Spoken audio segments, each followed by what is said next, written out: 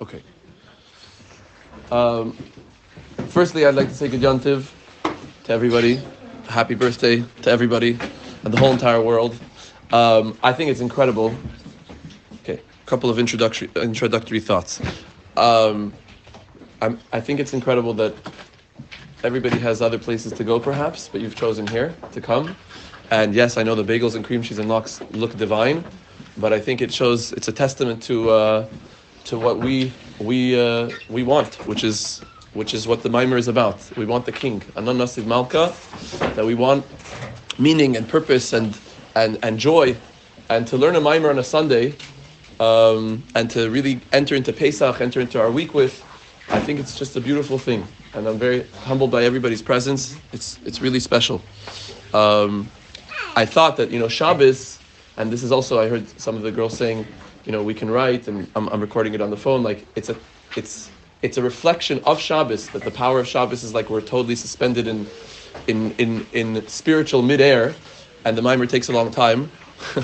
But now it's like, could it be duplicated? Could it be replicated during the week? And it's clear that Baruch Hashem, a day later, after putting you guys through a roller coaster of over 2 hours yesterday, a lot of the same faces, Baruch Hashem, show up again. So that's one. And two, I will say that this is a very, very powerful Maamar, a Maamar that I definitely have.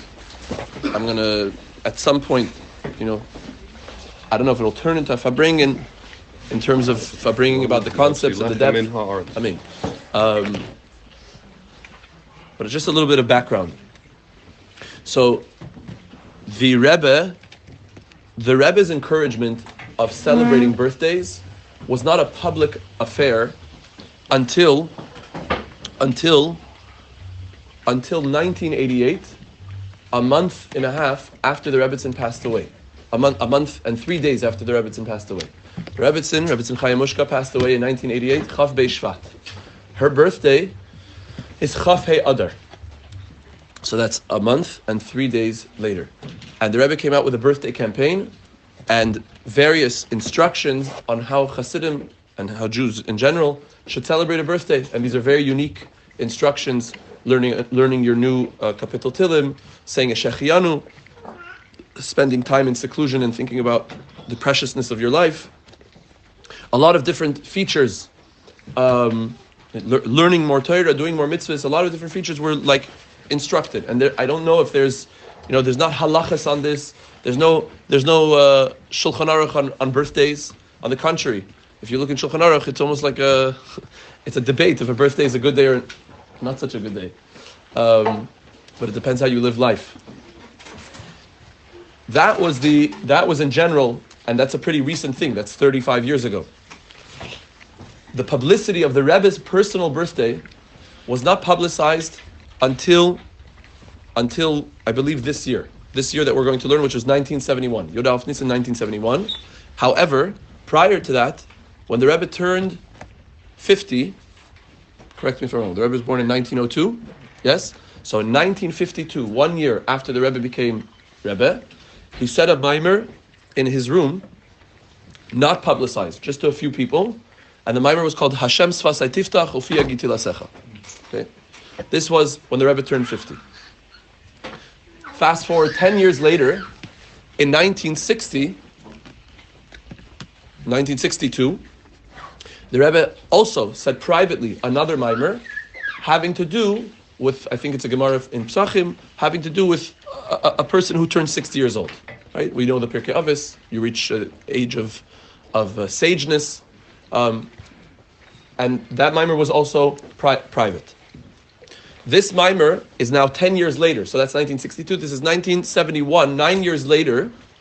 The significance of this Maamar is that the Rebbe turns 69, and he then says Kapitel 70, Kapitel Ayin. So it was a milestone in the Rebbe's life that every 10 years there's a certain milestone of achievement and celebration. So because the Rebbe is saying Kapitel Ayin, this is the first time and the first Maamar that was publicized to the public at a public gathering compared to 10 years ago and 20 years prior. From this, the Rebbe every single year farbrengt, and this would then be the institution of what we call the Rebbe's Nigunim, which basically Hasidim would compose based on other maybe Hasidic groups Nigunim, different Nigunim for the Rebbe's capital each year. So, for example, I don't know which kapitlach are which, but let's say the Nigun Yifrach Bayom of Tzadik. That's a birthday Nigun, and there are many birthday Nigunim that we are familiar with that we don't even associate with they came out with this Nigun for the Rebbe's birthday. But from this date and onward, until the final time that we heard the Rebbe, there was a celebration of the Rebbe's birthday every year. So that's a little bit of a history.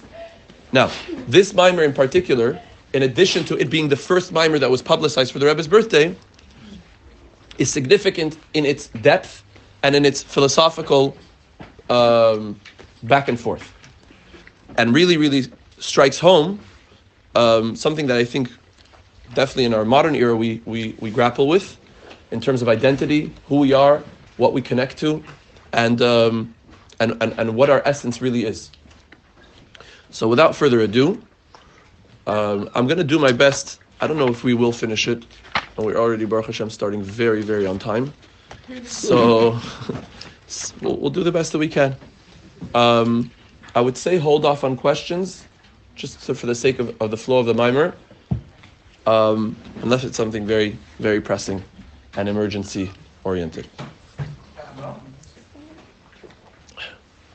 Okay. Everybody has the Maamar? No? Link? Okay, you'll share. Okay.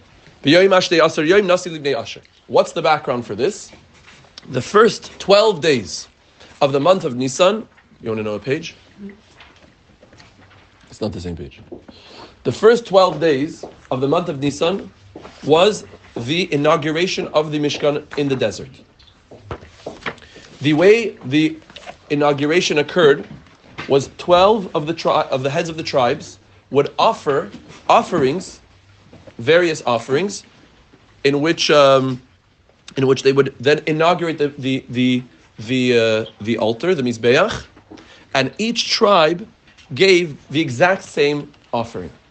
So the question of the Medrash is, why is it repeated? So you have one tribe, the tribe of Yehuda, which is the first day, Rosh Chodesh Nisan, and it could easily say, all of them gave the same thing. And we know that the Torah is very, very concise already. And yet it elaborates every single day. Bayom Rishon, Bayom Hashem, Bayom Shlishi. And it repeats all of the offerings, all of the elaborate offerings. Anybody has a siddur, an English siddur? Sorry to bother you. Thank you.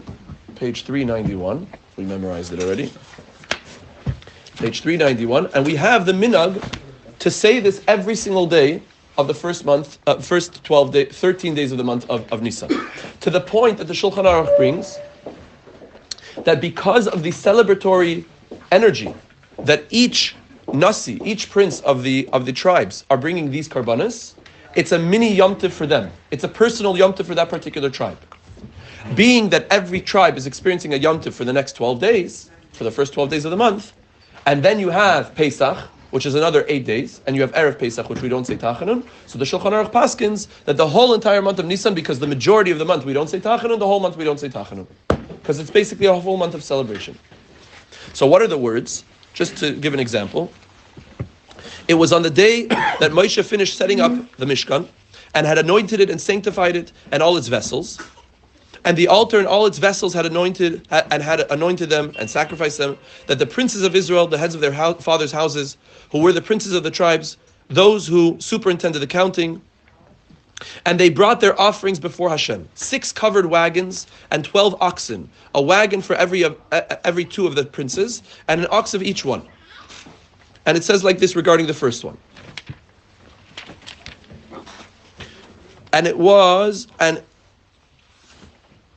And he who presented his offering on the first day was Nachshon ben Aminadav, Nachshon the son of Aminadav. We know he's famous for jumping into the ocean, right? He was from the tribe of Yehuda. And what did he bring? His offering was 1 silver dish, whose weight was 130 shekel, 1 silver bowl of 70 shekel by sanctuary weight, both filled with fine flour and mixed with oil for a meal offering, 1 golden cup of 10 shekel, filled with incense, 1 young bullock, 1 ram, 1 lamb in its first year for a burnt offering, 1 goat for a sin offering, and for a sacrifice of a peace offering, 2 oxen, 5 rams, 5 he-goats, 5 yearling lambs. This was the offering of Menachem ben Aminadav. Pretty complex. And yet the Torah enumerates these exact words 11 more times. So the Medrash is asking, what's the deal? What's the purpose of the repetition? So it begins, and it's a very long Medrash, but it basically says that even though everybody says, I love you, it's not about what you say, it's how you say it. The respect and the honor that Hashem is giving to each one of the tribes is so deep that even though I'm giving the exact same thing as my brother, as my friend, as my fellow Nasi, the way I give it, the attitude, the kavanah, the intention that I bring it is unique to me. And therefore I, the prince, am honored with it being repeated. This is what the Medrash says. What was the kavanah? The Medrash enumerates and elaborates on all of the kavanahs of every single one of the tribes. Meaning to say, if their kavanah is unique and specific to them, that it would then justify the repetition of this very long, complex offering. Additionally, by the way, it says that these offerings that I just read, the silver, the golden cup, the silver bowl, and their weights and their measurements, all represent a different elevation and ascent and uplifting of the nations of the world, in which we know that was the significance of the Mishkan, which then was reproduced in the building of the Beis Hamikdash, that there was an elevation and uplifting of the energies of the nations of the world, which will be significant to this Maamar as well. And now, the 11th day of Nisan was Bayom Ashtei Asar Yom Nasi Livnei Asher. Asher, the tribe of Asher, is offering on the 11th day of Nisan. So what was the unique contribution of Asher in terms of his mind, in terms of his thoughtfulness, in terms of his intention? The Medrash says,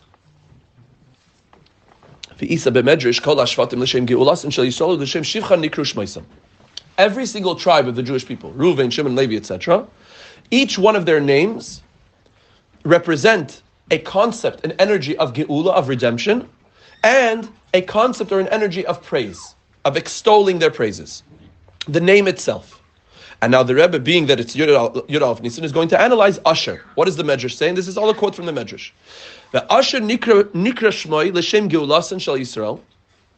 The name Asher represents or is symbolic of the Geula, of the redemption of the Jewish people. Kemad detem, like it's written, V'ashru eschem kol hagoyim, and all of the nations will praise you. Kitiyu atem eretz chefetz amar Hashem tzvais. For you will be a fertile, desired land, says Hashem, the God of hosts.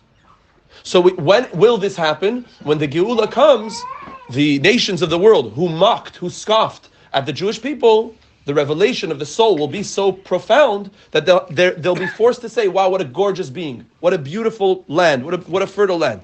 That's a representation of the Geula. Asher. U'l'shem shivchan. And what does the name Asher also represent in terms of their extolling their praise? Kemad detema, we say this every day, twice a day, 3 times a day. Asher am shekachaloi, Asher am Hashem leikav. Praised, fortunate, is the nation which is His. Praise is a nation which Hashem is their God. And this is very, very interesting. The Medrash says, there is no praiseworthiness, there is no extolling of the Jewish people other than the fact that they have chosen God. That God should be for them a God. And and what is also the praise of the Jewish people, in addition to their choice in God, is that Hashem has chosen them. And therefore when the Nasi, Asher, comes to bring forth his offering,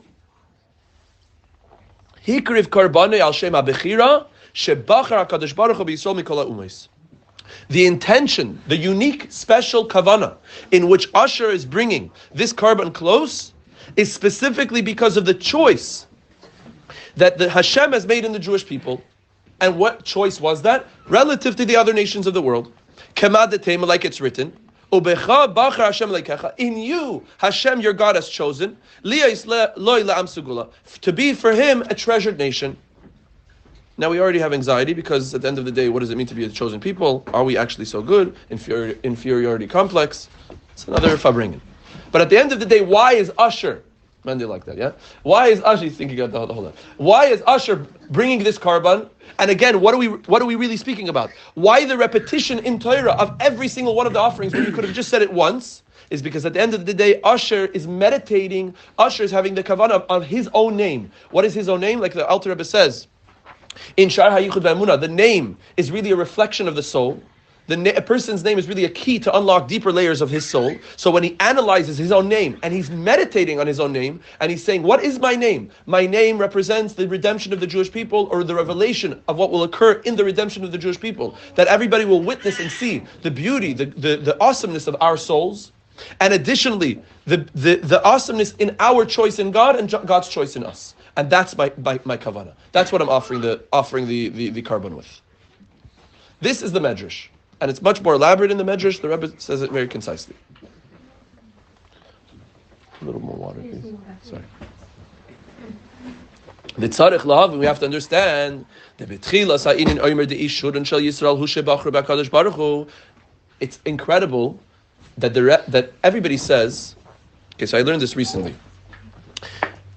Did anybody grow up with a little bit of a cynicism towards midrashim? Ever? No, not in Chabad. Yeah, maybe in other circles. But I definitely grew up as like, it's just a medrash. I heard that a lot. It's just a medrash. Fake news. Yeah, exactly. And I recently learned that I believe it was the Ramban. That the Ramban, Nachmanides, had a student, and the student basically rebelled against him. And he converted to, I don't know if it was Islam or Christianity or whatever they were dealing with. Christianity, yeah? Yes? Okay, cool. And they were in a debate. And for the sake of the debate, I think the student quoted a medrash, and basically the Ramban poo-pooed it. Like that, he minimized its authenticity, its veracity. And from that, I think it was only for the sake of dealing with this person. As the Pirkei Avos says, Dama Shetashav, you should know what to answer the heretic. But God forbid to say that Midrash is literally not like Halacha, not like Gemara, not like Mishnayos, not like Kabbalah. It's literally Torah Shabbal Peh, with the same veracity, with the same intenseness as the rest of Torah. I just wanted to get that off my chest. What's the point? The Rebbe analyzes a medrash literally like a Gemara, okay, like a Rashi or Tosfos. He's gonna open up, and every single word, meaning not only is every word in Chumash nuanced and detailed and precise, but every word in medrash is nuanced and detailed and precise. But we have to understand. What did the medrash first say? What was the praise of the Jewish people? In that they chose God. And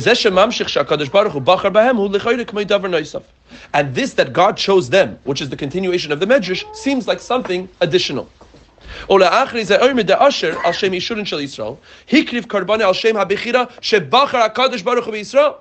the conclusion, the finale of the medrash says, what was the true meditation and intention of Asher? He's bringing his carbon because God chosen us.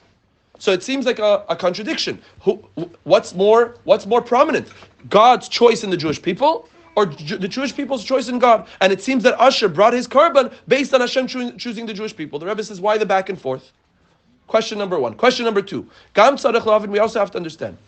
The bechira shayach davka b'shnei dvarim sheshneim shavim.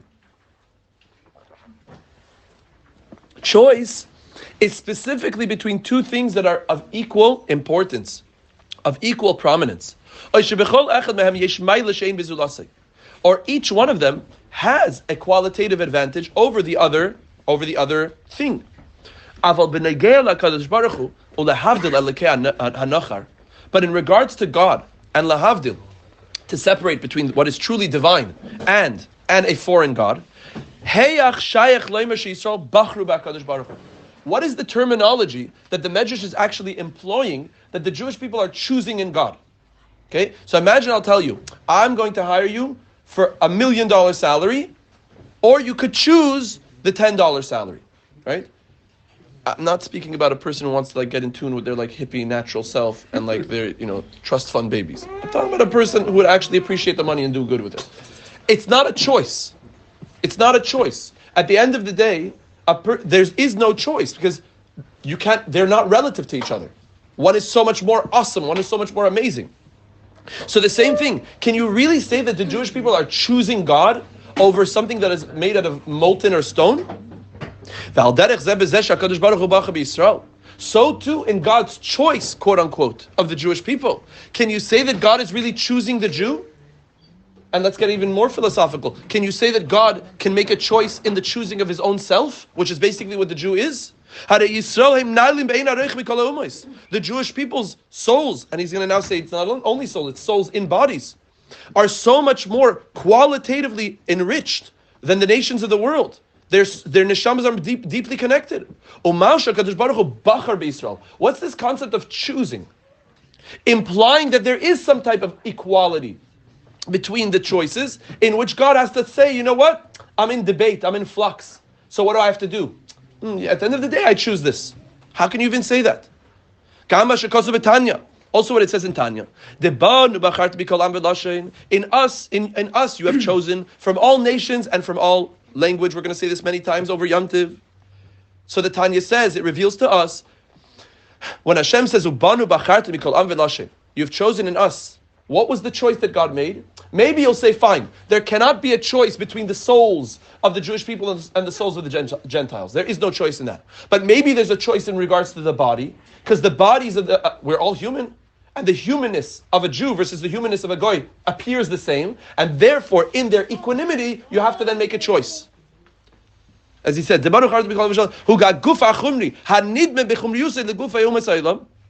it's the physical coarseness of the body, in which in its appearance appears to reflect the humanness of the Gentiles. We also have to have an elaboration on that. This that the body of the Jewish people appears superficially and externally like the body of the nations of the world. That's fine and perfect if you're saying, you know what? A person, a human being, has to use his intelligence and say, you know what? There's a difference between a Jew and a Goy. But regarding Hashem, who's the maker, who's the former, who's the creator of Jew and Gentile, where's the choice there?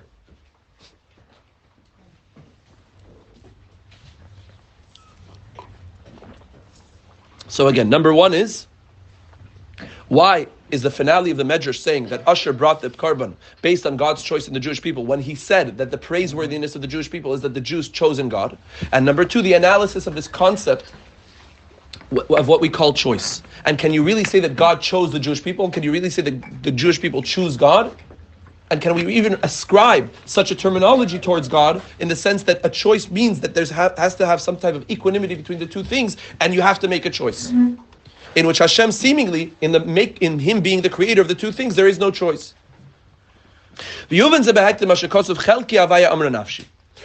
pasuk from Eicha, and the pasuk says, Chelki Avaya, my portion is God, Amra Nafshi declares my soul. So now that's Medrash, we just did Medrash 1, Medrash number 2. What is the Medrash on this Eicha? This is a Medrash from Eicha Rabbah. This pasuk, my portion is God, says my soul. The Medrash says, Mashal Melech. We can understand this pasuk better by giving an analogy of a king. Shenichnas leMedina, that he went to a country. V'hayu imoy, and his entourage consisted of duchsin ve'ifruchin ve'istartelutin. Chuli. You can look at the English what the exact translation is, but I believe it's, and with him are his dukes, his governors, and his, military, and his generals. Dukes, ministers, and generals. Dukes, governors, and generals. Okay. So now, Chad Amar, of this new country that they are I don't know if it's taking over or just visiting. Chad Amar, one of the individuals says, Anad asif duchsin legabi. Ooh, I want the duke in my corner. I'm gonna suck up to the duke. Chad Amar Anad nasif ifruchin legabi. I'm choosing the governor. V'chad Amar Anad nasif istartelutin legabi. And I'm choosing the general. Haya pikeach echad. there was one wise, perceptive person, Lisham Amar, Anna Nasiv Malka. This wise, perceptive person declares, I'm choosing the king. And he gives a rationale for his choice. The kulhu mischalfin, umalka eina mischalif. Because everybody changes, but the king doesn't change. Okay? Sounds deep, but maybe pseudo-deep. And he says like this. The Medrash continues. Kain u'musa'olam mehen oivdin lechama u'mehen oivdin lelevana. This is a beautiful analogy, metaphorically explaining how these dukes and these governors and these ministers are like the nations of the world who choose the sun, who chooses the moon to worship, and various constellations, etc., to worship. Aval Yisrael, but the Jewish people are like the Pikeach, are like the wise, perceptive individual. They only serve God. And this is the inner meaning of what the pasuk says in Eicha. Chelki havaya amra nafshi. My portion is God, says my soul. My portion is God, in contrast to who? To the dukes and the governors and the ministers and the generals, in contrast to the sun, moon, and stars, in which the other nations of the world are serving. This is the Medrash. The Rebbe asks the question. We have to understand. The Rebbe says that seemingly come on, what is this Medrash? Even a little kid, you ask him, a duke, a general, a minister, whatever terms you want to use. Let's say practically, he's the one who runs the treasury. I want some money. What's money? What's money if you don't have protection? He's the one who runs the military. So let me suck up to the military. My life will be protected. I won't make as much money. So there's a debate back and forth. Who's better? Who's higher? Who's deeper? Who can make my life a better life, more embellished?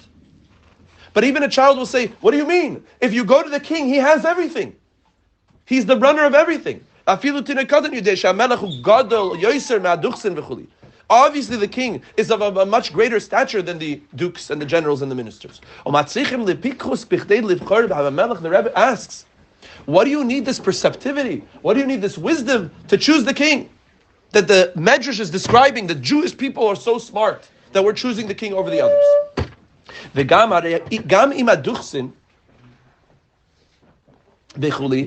Now, what does he say? It's not only I will choose the king. If he said I will choose the king over the ministers and the generals, etc., then we'd be fine. But the Medrash continues, there's a reasoning, there's a rationale for his choice.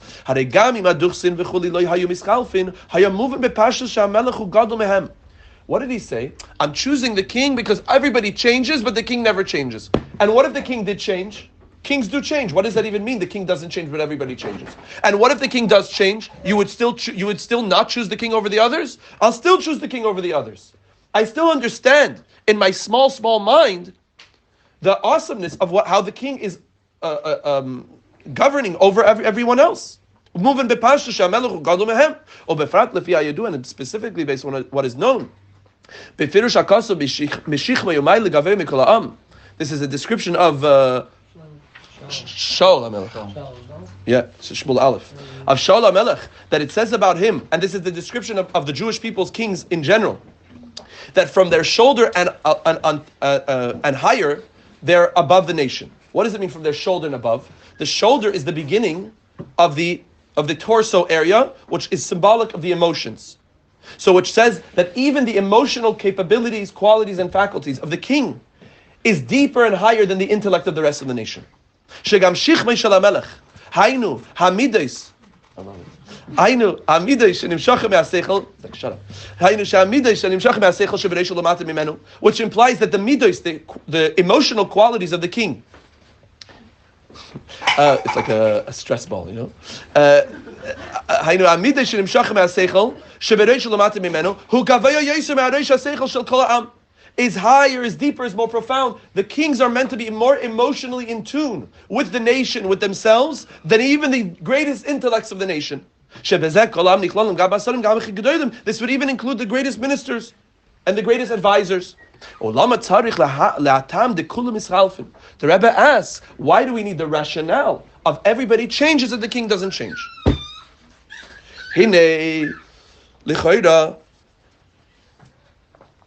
Haya efshar levar zeh al pi hayadua shebedoros harishonim The Rebbe gives us a whole history now, and this is based on, I believe he quotes the Rambam.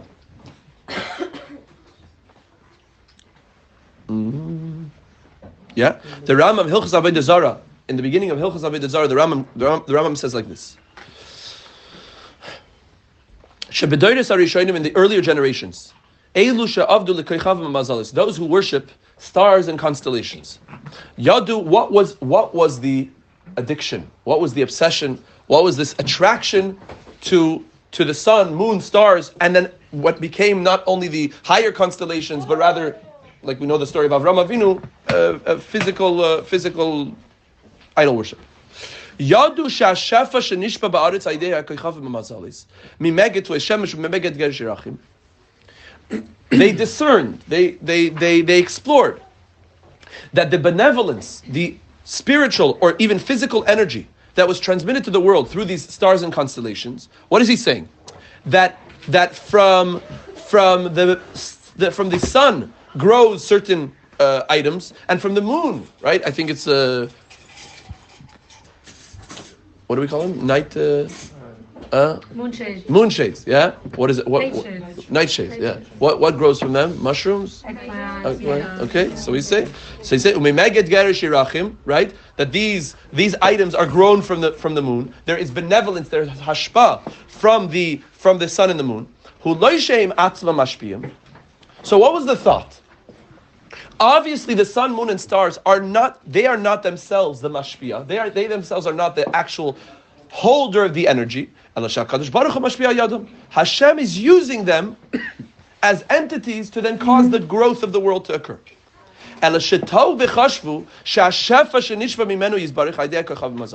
They erred and they thought that the shefa that was coming from Hashem through the medium of these stars and constellations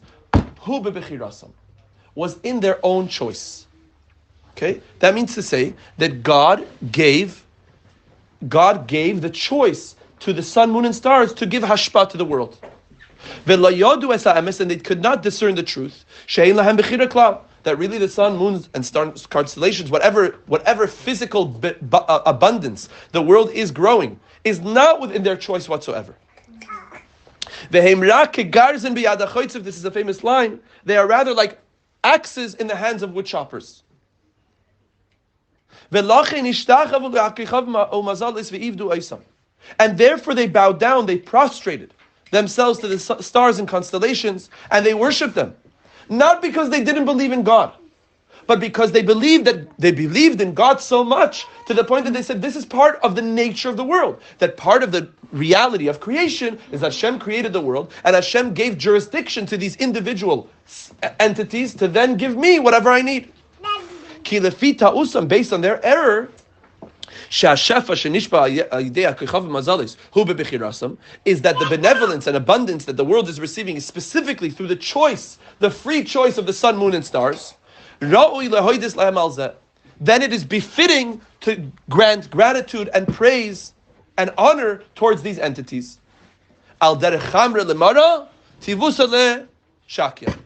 Just like what? Like the wine of the master, you thank the butler. Yeah? When you go to a restaurant, it's interesting, it's a funny psychology. Thank you to the waiter, right? What did he do?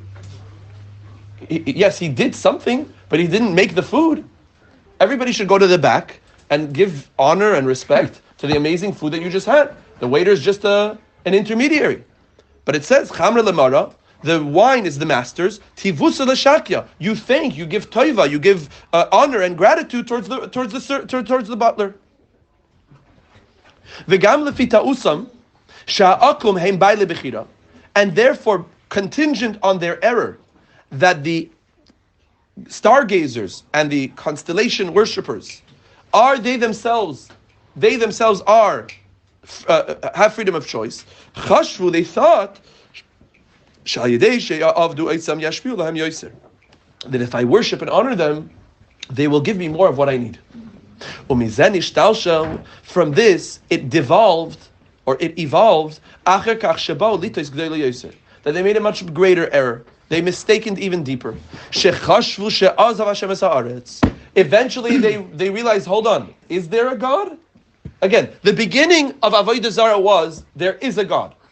Not is there a God, but there is a God. And part of God's reality, Dominion is his bequeathing of choice to the entities that he's created. But that devolved into what? Is there a God? Hashem abandoned the earth in the hands of the stars and constellations. And the physical gravitational pull and or the behavior of earth is all dependent on them. Everything is contingent on their choice, on their benevolence, who they want to give to. For example, like a king, Shemina Sarim La'anhigam Esabedina. And we have this. No? There's an owner of a company, but he has to hire CEO, CFO, various managers. So you have a king, and the king hires, president, and then you have various states. Shemina Sarim, he doesn't choose them, but democratically, Shemina Sarim, he's chosen these governors, these officials, Lahanig es Medina, to run the country. Yes, even though it is in their power and in their choice to run the state, but it's only because God chose them. Nevertheless, being that they have been appointed, the behavior and the style and the attitude and the mentality is very much influenced on the sarim, on the governors. And generally speaking, the king doesn't mix in. Only sometimes. Oh, the king is coming. Let's dress up. But in general, no. This is a red state. This is a blue state. The energy is dependent on the people. Bishvil tzorich gadol. B'yishloimer, we could say this, that the nations of the world do affirm God's existence. They call him the God of gods. It includes in this two categories.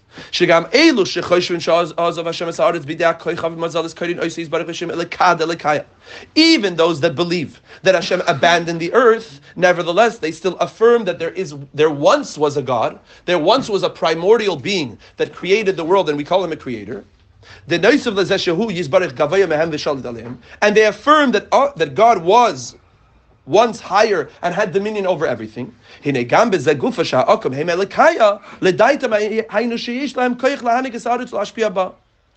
that he appointed other gods to run the world, implies that he gave jurisdiction for them to choose whether or not to give hashpat to people. They rationalize and say, I'm not a stargazer, I'm not an idol worshiper. Rather what? I'm just doing what God did. I'm just fulfilling what God wished. If God wanted to be involved in my life in every single aspect, so he should just come and write me a check. But what? I have a boss, and the boss has a boss, and there's echelons in society. There's echelons and statuses that I have to give honor to and credence to. Just like the king, choosing various governors and enforcers of a country that I have nothing to do with it anymore. It's up to you. And on the other hand,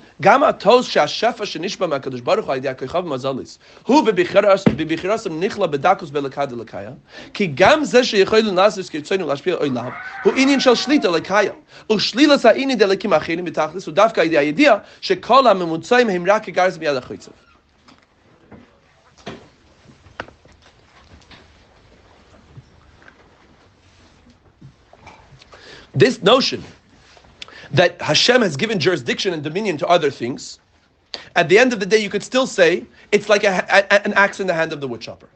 Now,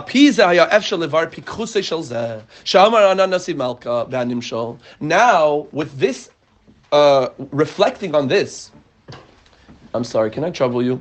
Can you just lower the shade, please, a little bit? Thank you. I apologize. Yes, amazing. Thank you. Sorry for the lack of natural light. It's beaming off my car. I'm seeing stars. Is it because of the Maamar? I don't know. What are we saying? Oh, so with this analysis, with this historical understanding of where Avodah Zarah comes from, we now understand the perceptivity, the wisdom of the Pikeach in the Mashal. And he says, I'll choose the king. It's not so easy to choose the king.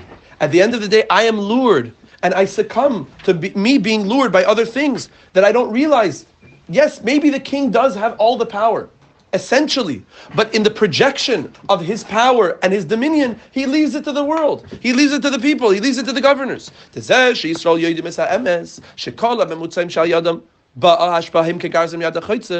What are the Jewish people? Why are the Jewish people different? Is because in our souls, in our essence, we know the truth, and we want to search and explore the truth. That which we do see, and that which we do perceive as intermediaries are merely and only mediums, like kegarzim b'yad ha'chotzev, like an axe in the hand of the woodchopper.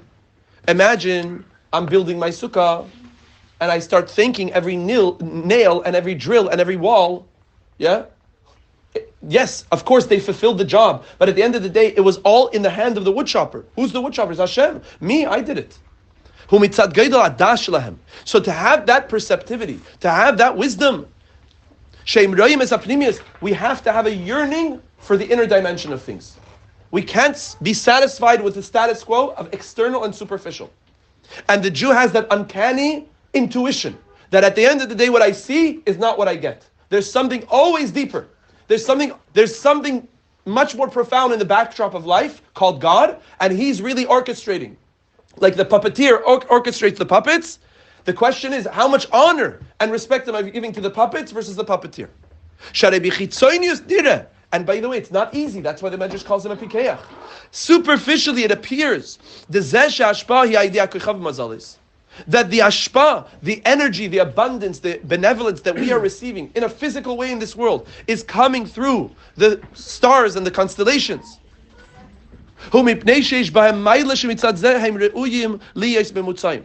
Is only that what? That from their quality, from their makeup, the way Hashem composed them, that they are proper, they are fitting to give off this ashpa. Yeah, an artist, a person who paints, yeah, you don't just paint with one brush. You have many different brushes for many different purposes. But at the end of the day, nobody will say that the paintbrush paint the painting. It's the artist that paints the painting through various brushes. So Hashem too is stroking various strokes of the world, and this one needs a sun, and this one needs a moon, and this one needs a boss. But the Jew knows deeply and intuitively, it's only that in their composition and makeup that they are refined enough to be able to receive this hashpa. And the Jewish people know that they are like axes in the hands of woodchoppers. It's because of their profound understanding and discernment. However, this, and this is the question that everybody should have, but not vocalize. But maybe you want to vocalize it. The Medrash brings a mashal from a king and his governors. 1 second. Is the mashal really doimel nimshal? Is the metaphor really reflecting the analog? What are we saying here?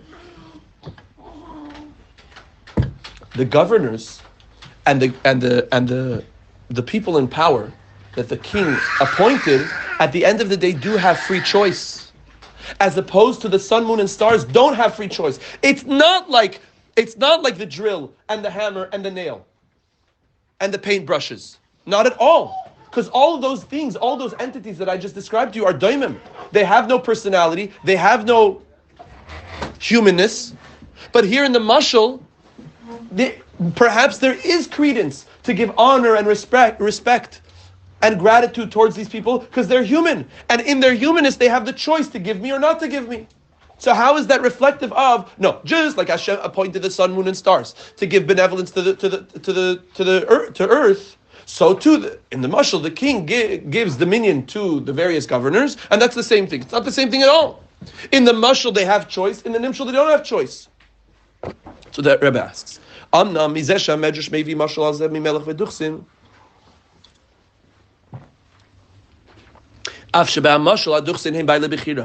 The governors that the king appointed in the analogy, in the metaphor, they have freedom of choice.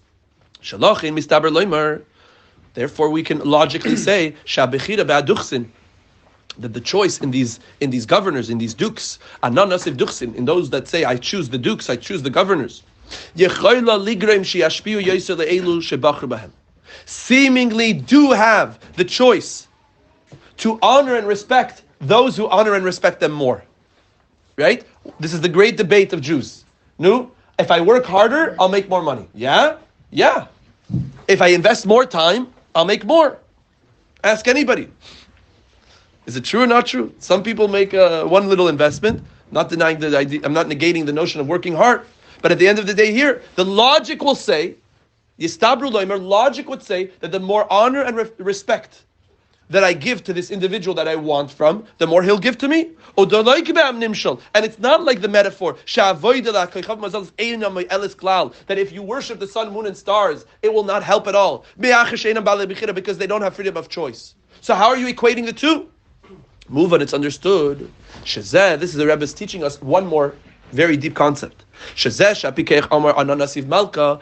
the wise person, i.e. the Jew, the soul, says, I will choose the king. This is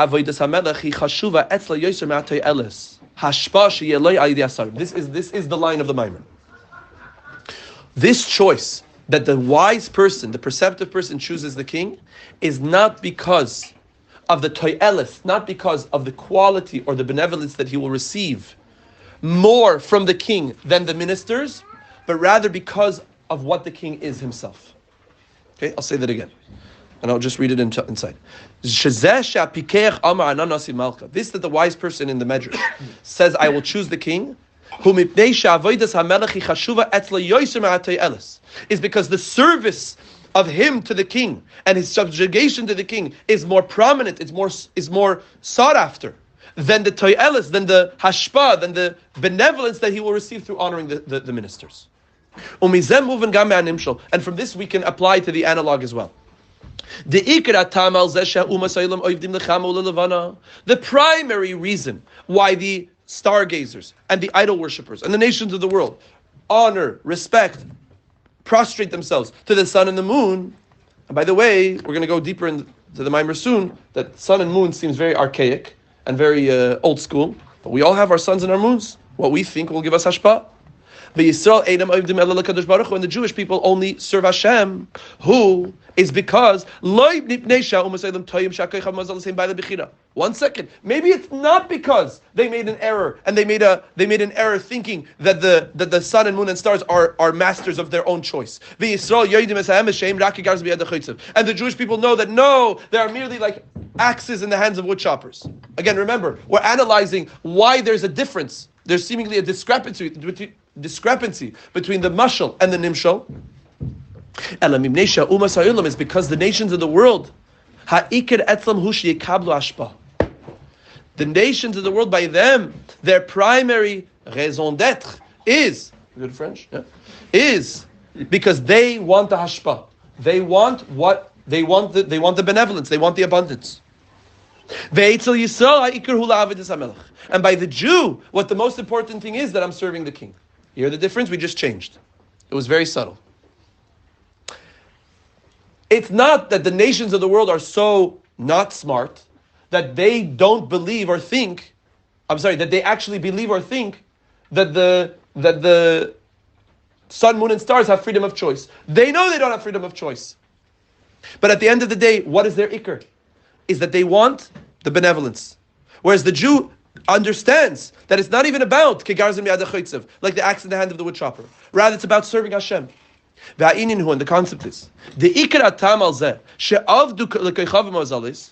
what's the primary reason why I give up my life? I sacrifice myself for money, for hashpa, for whatever, for protection, whatever I'm going to get from these governors and ministers and dukes. Oh, this is the rationale. Because serving God is hard.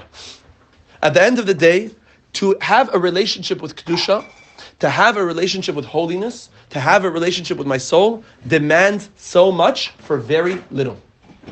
Whereas, having a relationship, or lack thereof, meaning having a superficial relationship with Klippa, is very easy, and I get a lot. Okay? Think about it in your own life. At the end of the day, how can you categorize the difference between the truth between Klippa and Kedusha? Is Kedusha demands from me so much, and it's just a little trickle. Whereas, Klippa demands from me so little, and it gives me abundantly. Ki bichdei lekabel hashpa me'kedusha tzarich liyas bebitul. In order to truly be a receptacle for holiness, one has to have tremendous focus. One has to be extremely aligned in their soul with a sense of humility and self-nullification. And being that the stargazers and the ones who believe in God but believe that Hashem transmitted the energy to other things, they don't want to bottle themselves. They don't want to have the humility, and therefore they worship the stars and constellations. Because in order to receive your hashpah from them, you don't need bittul. They're not demanding that you should become a changed person, a different person. They're like, oh, this is who you are? I'm giving you whatever you want. Like it says in Zoyar, the ruach mesava is damin tadir b'magna or b'rekanya. That the spirit of impurity is damin tadir, is constantly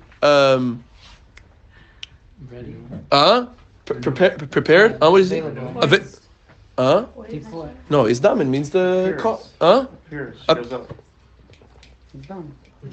Available. Yeah, is damin means what did he say? Encounter. Very good. The ruach mesava is damin tadir b'magna or b'rekanya. What's magna? English, please. Anybody have the English? Emptiness? No, rekanya is emptiness. No cost. No cost. Let's make it b'magna, b'megana. I don't know. Oh, gross. Gross. What's gross? Megana. Oh, gnui. Gnai. Interesting. But she's saying no. The English has no cost. Where there is no cost and there is emptiness. Interesting. Okay. That the spirit of impurity is always appearing in a place that there's no cost and emptiness. Like you ate in Egypt for free. Yeah? Egypt is free. To lock yourself and shackle yourself in your own cocoon of negativity costs nothing. To actually become simchadik, to become joyous, to get out of yourself, out of your own entrapment, it demands a lot of service and of inner work. The hashpa coming from the negative forces of creation, i.e. Mitzrayim, which personifies the negative forces, any boundaries and constrictions, hichinam is free. Then furthermore, tamalza, another reason, another reason why the nations of the world want, and they're making the conscientious choice to choose in the benevolence of Avodah Zarah. Ki gam hashpa atzma hanimshechas aydei kochav mazalis hi gdoila yoser, is because the benevolence comes in an abundant way. Demikevan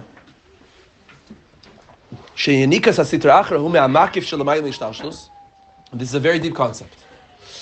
Being that the nourishing of sitra achra, of the negative forces of creation, comes from where? Comes from makif shelamayim ishtalshlus. Comes from an unintegratable light that is higher than reality. What does that mean? Shashpa misham hi shalei al pi cheshbon. When you're dealing with something that is makif, you're dealing with something that is undiscerning. You're dealing with something that is absolutely not judgmental. Okay? Now again, I know this is going to sound weird in our environment, but at the end of the day, Kedusha is very judgmental. Okay? How do I know? Because there's a Sefer Torah in that vault. Hopefully we'll get an Aron Kodesh soon. There's a Sefer Torah in that vault. Why is it there? Because it's holy. And by definition, holy is categorized as something that is removed. And tefillin is in a special place. And Shabbos Kodesh is removed from the week. So there is categorization. There is, and halacha is very annoying, but also very categorizing and boxing. And at the end of the day, Pesach, if I eat matzah on Sukkot, did I do the mitzvah? No. If I shake a lulav on Pesach, did I do the mitzvah? No. So it's very, very discerning and very, very organized and very structured. So Kedusha is, like we say also in Kabbalah, it says 10, right? The 10 spheres, as opposed to 11. Which is interesting. The Rebbe became Rebbe on Yud Aleph Shvat, and his birthday is Yud Aleph Nisan. What's the significance? Maybe Yud Aleph. But the idea is that the Yenika of Sitra Achra, the nourishment of that the negative forces of creation get, where do they get their energy from? Where do they get their posture and their confidence from? To be able to lure you and make you succumb to their whims is because they come from Makifin. They come from a transcendent energy that is not integratable in our reality. And the benevolence that comes from there is not calculated. It's disorganized. But in its disorganization, it's a free-for-all. You can get whatever you want. Because it's a free-for-all, because it's hefker, I can get as much as I want. Right? YouTube. It's never ending. I once Googled how long it would take you to watch every YouTube video. Am I a nerd? Oh, It's impossible because there's millions of hours of content. yeah. You never do it. It's much more than many lifetimes. But it has a specific number. Wow. You're like, that's what you do during the day. I like that. What was it? I forgot. Now you have YouTube Shorts. You don't even have But to how many wait. results popped up when you Googled that? I know. I just read the beginning. Yeah, I'm not so deep. I just go for what I'm just attracted to the klipa. Yeah, whatever I see, I get. Whatever I see, I take. But you hear, klipa's energy, klipa's prominence, its ability to be so confident and say, "Come, use me, be attracted to me." Where does it come from? Because it comes from makifin. Makif is this unintegratable energy that is which is higher than integration. It implies that there is no structure there. Because there's no structure, therefore they're able to give you an abundance. From this it's understood, the great and profound depth of the Jewish people in their intuition, that we only serve Hashem.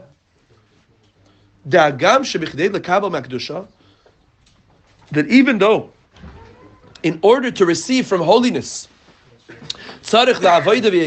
we need tremendous service and exertion, we need a lot of toil and effort, to the point that a lot of us, every single day, say, I don't want to do this. This is not what I want to do. Now we know why. We know why. Because at the end of the day, the structure of holiness, the posture of holiness demands so much from us. There's a lot of people, I'm not saying conversations in this room, I'm conversations with myself. I did something wrong. I made a mistake. Yeah? I got angry. I got jealous. I'm such a low person. How can I approach God? How can I approach holiness? How can I now have a spiritual relationship with something divine when I'm so crass? And not only am I crass, does Hashem really want it? Now I'm going to daven and I just did something horrible? And that lowers us into a state of like, okay, so then nothing that I do matters. And therefore, what am I going to connect to? Because you're always connecting to something. You're going to connect to something that says, yes, nothing that you do matters, and therefore I'll give you as much as you want. Because there is no accountability and there's no expectation. Speak to kids, I'm not speaking about anybody in this room, of course, but speak to kids who in their upbringing, I don't want to say the word that the parents spoiled them or had neglect, but at the end of the day, all they yearned for is that their parents believed in them or would believe in them, and believing in them implies that they have meaning, purpose, and expectation. Whereas, when you don't feel that another person who you believe should love you has meaning, purpose, and expectation for you, then you try and find that meaning, purpose, and expectation towards something that is much, much easier to give to you. And a lot of addiction comes from that. Because nothing that I did mattered anyways. So therefore, the hashpah is going to be beribu yoser, beribu gadol. With this comes the tremendous wisdom of the Jewish people. We only serve Hashem.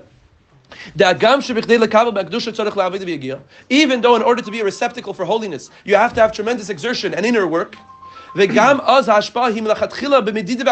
look, you have to give so much. You have to invest yourself so much. And what do you get? The hashpa from holiness is b'medida v'agbala. You want to know how you can serve me? Shachris is only an hour in the morning. Putting tefillin on, it takes a few minutes. B'medida v'agbala. It's so measured and so organized. And it's contingent and based on the exertion and investment that you give in your divine service. Nevertheless, so again, two things. Number one, I have to have bittul, and number two, I have to know that the outcome that I'm going to get from my service is very, very small relative to the absolute abundance that Klipa gives you. Nevertheless, we abrogate, we mevater. We let go, we forego the riboy hashefa, the abundant benevolence, begashmius and physicality. Yeah, we don't work on Shabbos. If I work on Shabbos, I'll make much more money. That's when that's when all the customers who don't have work will come. But yet, I'm mevater on the hashpa. Even though the Jew can choose to receive their benevolence from the negative forces of the world, but at the end of the day, it's momentary, because we know that with that abundance and with that choice for abundance, it literally is so fleeting. Can it really be an everlasting relationship? It's just another fad. It's just another fashion. And at the end of the day, yes, it may last me 1, 2, 3 years, or it may last me 1, 2, 3 minutes, but I'm still empty inside. But the Jew is a pikeach, because he never wants to be empty. A Jew has the confidence in his soul and in her soul that at the end of the day, I am attached and connected so deeply that there will never be a moment of emptiness in my life. But that takes tremendous work. And not only that, but we take the head portion. Nevertheless, if this is very, very amazing. This is almost anti-Semitic. Okay? At the end of the day, I say that facetiously, yeah? What does Klipa want more? A Jew or a Gentile to serve him? It's the Jew.